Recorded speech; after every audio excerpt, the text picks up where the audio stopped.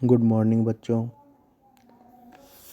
MA final economics के paper भारतीय banking व्यवस्था में गत कक्षा में हमने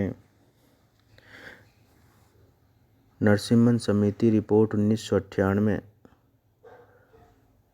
की सिफारिशों के बारे में सरकार के द्वारा उठाए गए कदमों के बारे में पढ़ा।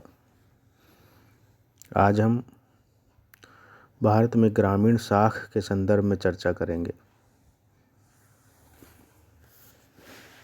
यह स्पष्ट है कि भारत में ग्रामीण क्षेत्र में दी जाने वाली ग्रामीण साख बहुसाख व्यवस्था कहलाती है। ग्रामीण साख को बहुसाख व्यवस्था इसलिए कहा जाता है क्योंकि ग्रामीण क्षेत्र में उधार या साख देने वाली व्यवस्थाएं बहुत हैं, अनेक हैं। दूसरे शब्दों में हम कहें कि ग्रामीण साख के संस्थागत साख स्रोत बहुसाख व्यवस्था भी कहलाती है। इसके अंतर्गत व्यावसायिक बैंक, सहकारी बैंक, क्षेत्रीय ग्रामीण बैंक, नाबार्ड, आरबीआई आदि आते हैं। व्यावसायिक बैंकों के बारे में गत कक्षाओं में हमने पढ़ा। आज हम ग्रामीण साख की मुख्य संस्थागत स्रोत सहकारिता के बारे में पढ़ेंगे। सहकारिता या सहकारी बैंक भारतीय बैंकिंग व्यवस्था में संगठित क्षेत्र के वित्तीय समूह का एक भाग सहकारी बैंक है। इसका नामकरण इसलिए हुआ क्योंकि इनकी स्थापना राज्यों के सहकारी समिति अधिनियम के अंतर्गत होती है। 1904 में सहकारिता अधिनियम पास हुआ और 1912 में पुनः संशोधित हुआ। समय समय पर विभिन्न राज्यों ने इसमें संशोधन प्रस्तुत किए। सहकारिता को आयोजन के संस्थापक सामाजिक कल्याण और आर्थिक विकास का उपाय समझते थे, जिससे आत्मनिर्भर आर्थिक एवं सामाजिक दृष्टि न्यायपूर्ण व्यवस्था कायम हो सके। 1947 तक सहकारिता की वित्तीय स्थिति दयनीय थी। गोरेवाला समिति के अनुसार 1950 तक कुल ग्रामीण साख का 3% सहकारी बैंकों द्वारा एवं 93% व्यापारी आदि द्वारा दिया जाता था। सहकारी समितियों की असफलता के कारण 1955 में भारतीय स्टेट बैंक SBI की स्थापना की गई। तदुपरांत 1959 में SBI सब्सिडरी एक्ट पास किया और 7 सहायक बैंक बनाए गए।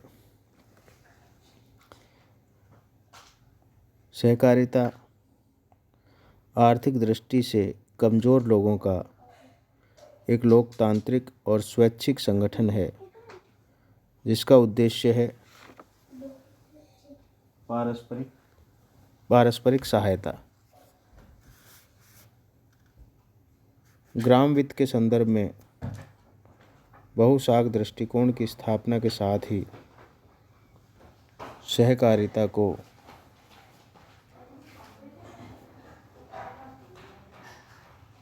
ग्राम शाख में महत्वपूर्ण माना जाता है, क्योंकि ये समितियां गांवों की सामाजिक आर्थिक दशाओं के लिए बेहतर विकल्प हैं। दूसरा, समितियां काफ़ी समय से स्थापित हैं। तीसरा, स्थानीय परिस्थितियों और समस्याओं से समितियों को पूर्ण ज्ञान है।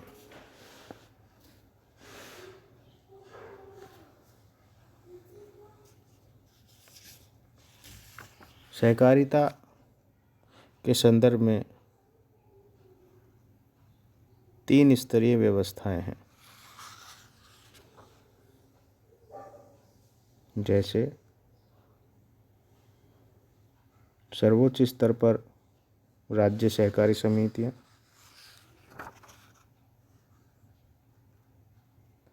जिला स्तर पर केंद्रीय सहकारी समितियां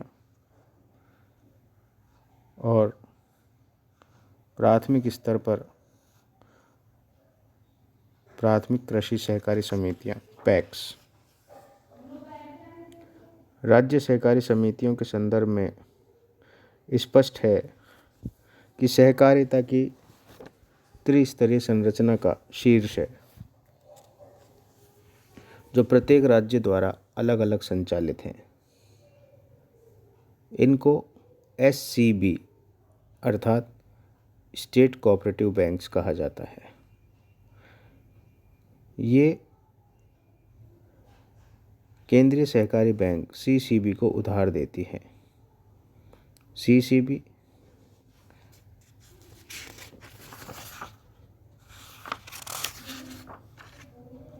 केंद्रीय सहकारी समितियां हैं जो जिला स्तर पर होती हैं, तथा SCB CCB के कार्यों को नियंत्रित करती है। यह संस्था सहकारी उद्यमों को भी ऋण देती है। RBI के द्वारा राज्य सहकारी समितियों की CRR और SLR की आवश्यकताएं नियमित की जाती हैं। राज्य सहकारी समितियां लगभग पूरी सहकारी समितियों को उधार देती हैं। अधिकतर लघुकालीन ऋण, वह भी मुख्यतः मौसमी कृषि क्रियाओं के लिए।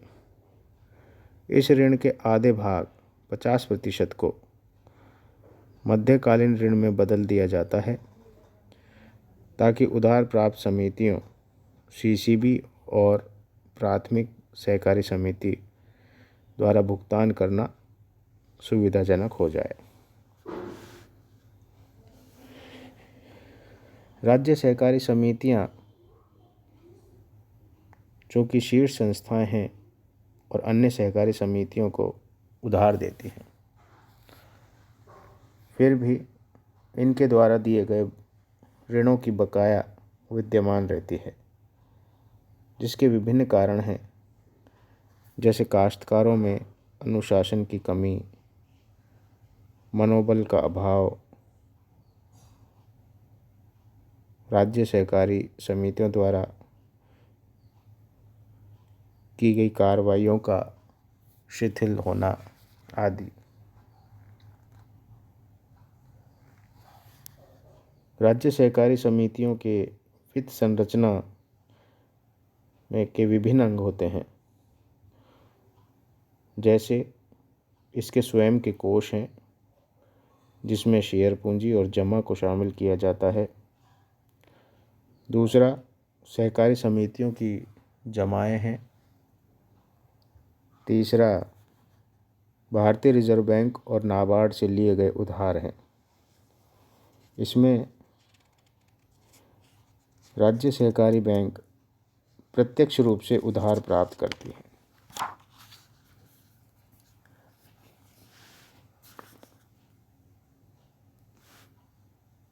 भारत सरकार एवं आरबीआई ने प्राथमिक सहकारी समितियों के पुनर्गठन का प्रोग्राम विभिन्न राज्यों में शुरू किया। ये प्राथमिक सहकारी समितियां सहकारी संस्थाओं के निम्न स्तर ग्रामीण स्तर पर होती हैं।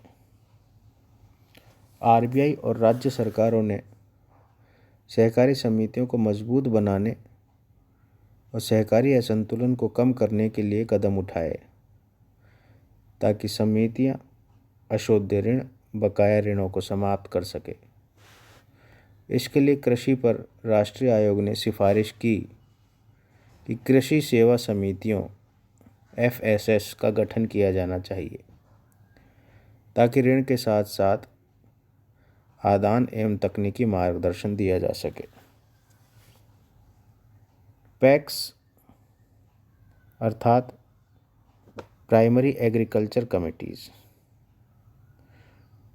प्राथमिक कृषि सहकारी समितियां ग्रास रूट लेवल पर स्थापित की गई हैं। वास्तव में सहकारी साख आंदोलन का भविष्य इन्हीं पर निर्भर करता है। पैक्स की वित्तीय स्थिति को देखें तो इनकी कार्यशील पूंजी का मुख्य भाग केंद्रीय सहकारी बैंक सीसीबी से उधार और कुछ मात्रा में स्वयं के कोष के रूप में जमाएं होती हैं। पैक्स जमा आकर्षित करने में असफल रहे हैं क्योंकि ग्रामीण क्षेत्र में बैंकिंग आदतों का अभाव, जोखिमपूर्णता का ग्रामीणों में विश्वास आदि रहा है। इसके अलावा धनी किसान भौतिक परिसंपत्तियों में पैसा लगाना उचित समझते हैं। वर्तमान में कुल ऋण का 40% से अधिक ओवरड्यूज चल रहा है। पैक्स साख के साथ साथ गैर साख सुविधाएं भी उपलब्ध कराते हैं, जैसे उपभोक्ता वस्तुओं का वितरण, कृषि पदार्थों का वितरण आदि।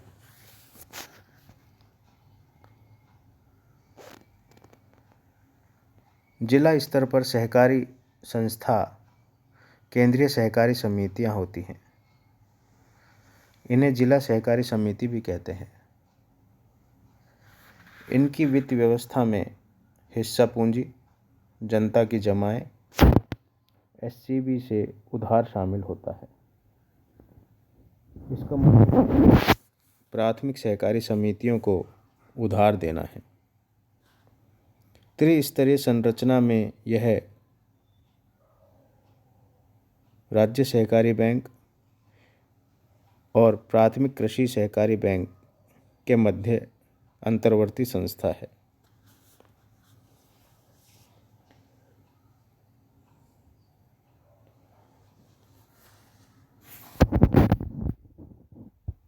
दूसरी ओर हम देखें, ग्रामीण क्षेत्र में सहकारी संस्थाओं के अलावा दीर्घकाल के लिए भी उधार दिया जाता है। इन्हें दीर्घकालीन सहकारी उधार कहते हैं। भारत में इसके 2 स्तर हैं, अर्थात दीर्घकालीन सहकारी उधार द्विस्तरीय व्यवस्था है। राज्य स्तर पर केंद्रीय भूमि विकास bank SLDB, state level development bank, जिला स्तर पर प्राथमिक भूमि विकास bank PLDB, primary level development bank.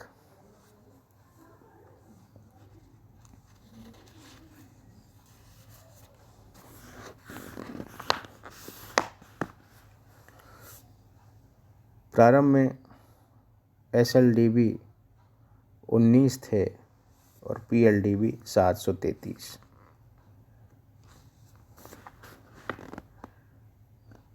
इनके ओवरड्यूज कुल ऋण के एसएलडीबी में 46% थे तो पीएलडीबी में 39%।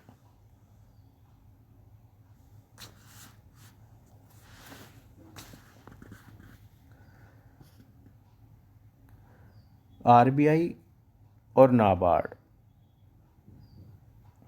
स्पष्ट रूप से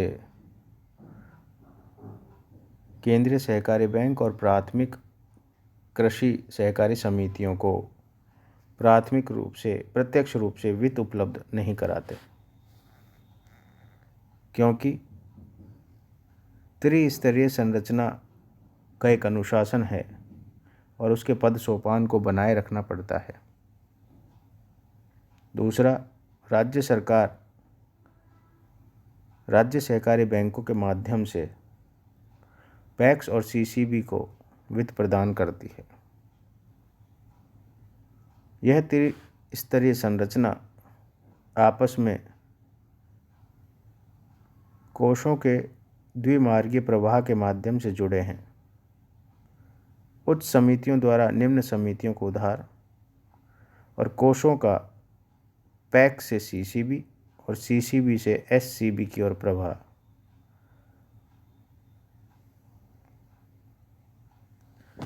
सहकारी उधार भूमिहीन कृषक, मजदूर, दस्तकारों को न्यूनतम ब्याज दर पर दिया जाता है।